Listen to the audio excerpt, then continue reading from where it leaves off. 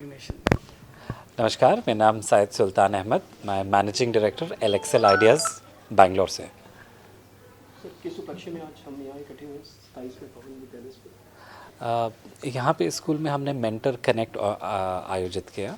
यहाँ पे school principles तकरीबन 45 स्कूल प्रिंसिपल्स सारे सीबीएसई स्कूल्स के चंडीगढ़ रीजन से आए थे और उनको हम उनके साथ हम जो एजुकेशन में चेंजेस हो रहे हैं दुनिया भर में उसके बारे में हमने बताया और उनसे ये आग्रह किया कि वो अपने आप को कैसे तैयार कर सकते हैं क्योंकि सारी दुनिया में इंफ्रास्ट्रक्चर हो, टेक्नोलॉजी हो, टेलीकम्युनिकेशंस हो, इस सब में बहुत सारी चेंजेस आ रही हैं और उतनी सारी चेंजेस एजुकेशन में अब तक आई नहीं हैं।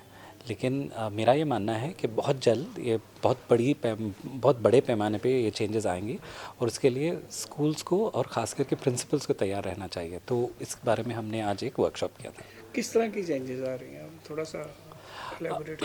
तो अगर आप देखें एजुकेशन में तो बहुत सारी चीज़ें हैं, जैसे कि काफ़ी सारे यूरोपियन स्कूल्स हैं जो सिर्फ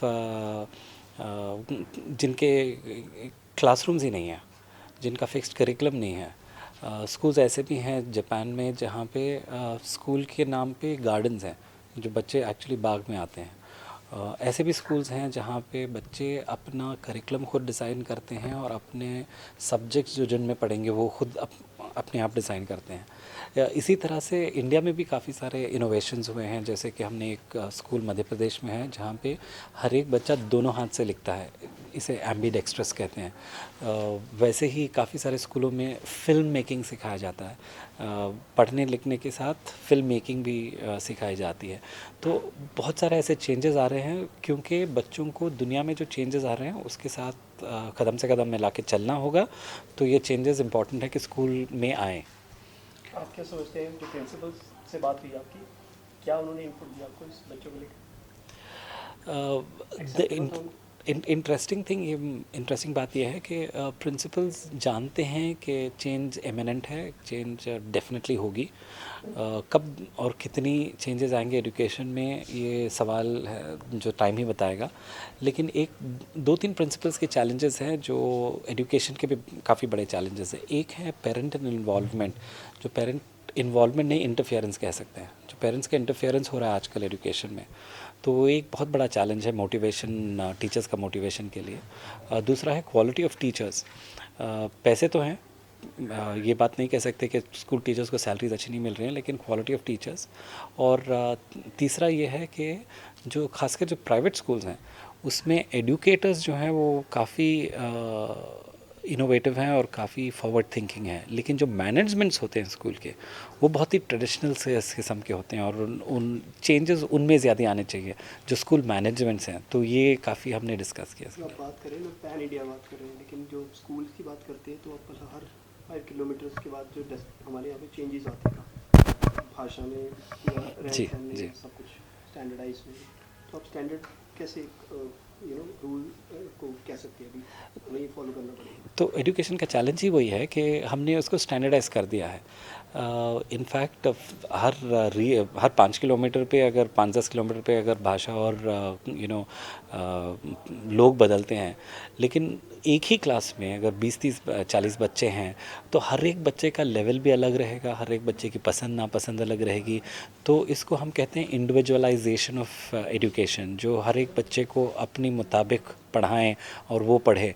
तो ये एक बड़ी चेंज है जो काफ़ी सारे कंट्रीज़ में आ रही है और इंडिया में अब तक नहीं आई है। इंडिया में हमने इसको एकदम मास एजुकेशन बना के रखा है।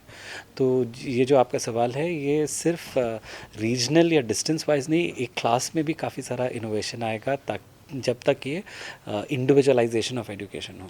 आप सिर्फ मेंटर हैं या कुछ इसके अलावा भी आपको, आप मतलब इसमें क्यों इंटरेस्ट ले रहे हैं, कैसे इंटरेस्ट ले रहे हैं? तो मैं पिछले तकरीबन 20 सालों से एजुकेशन में काम करता आया हूँ और काफ़ी रिसर्च होती है, बहुत सारा रिसर्च करते हैं। मैं एक प्रिंसिपल्स के लिए स्कूल मैगज़ीन चलवाता हूँ जिसका नाम मेंटर मैगज़ीन है। मैं बच्चों के लिए फ़िल्म्स बनाता हूँ, हमारा प्रोजेक्ट है स्कूल सिनेमा, जो इंडिया का सबसे बड़ा फिल्म मेकिंग कंपनी है बच्चों के लिए।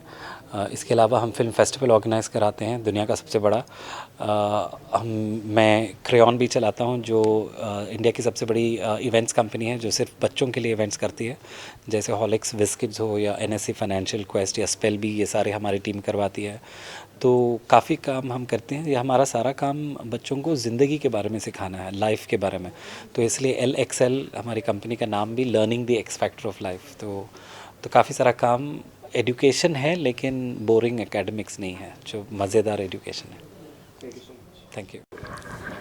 मैं विनीता अरोरा बोल रही हूँ। मैं भवन विद्यालय चंडीगढ़ की सीनियर प्रिंसिपल हूँ।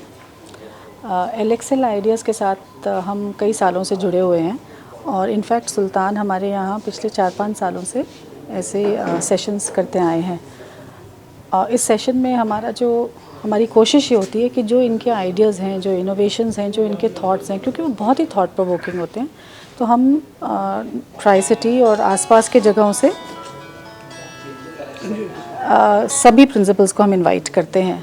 बिकॉज़ एजुकेशन का पर्पज़ ही है कि हम अपने आइडियाज़ शेयर करें। कॉमन हमारा एक गोल है बच्चों को to provide them the best opportunities possible. So उस सिलसिले में हम हर साल ये ऑर्गेनाइज़ करते हैं और इस साल भी ऐसे ही हमने सुल्तान को इनवाइट किया है। कितना हेल्पफुल रहते हैं ये आपके लिए? अच्छा, मैं हमेशा ये कहती हूँ कि ये जो आइडियाज़ होते हैं हमारे,